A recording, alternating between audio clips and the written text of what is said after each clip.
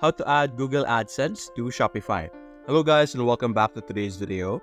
In today's video, we will be teaching you how you will be able to add your Google or your Shopify store to Google AdSense. So when you're at Google AdSense, create a new account. And over here, when you're creating a new account, you could see that it's saying you're going to have to enter your website. Or you could skip this part and say you don't have a website. But if you already have your Shopify and you don't have an AdSense yet, we could go over here and we're going to open our website through the themes over here. And we're going to copy the website link of our exact store, not this store because this is like the back end, the admin page.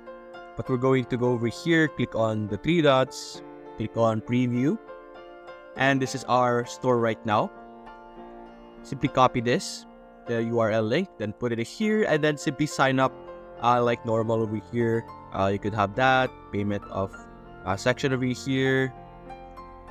Select this, then you could click on I have to agree, start using AdSense, and you will be able to create and use, and you will be able to now use your Google AdSense with your Shopify store connected, as you can see.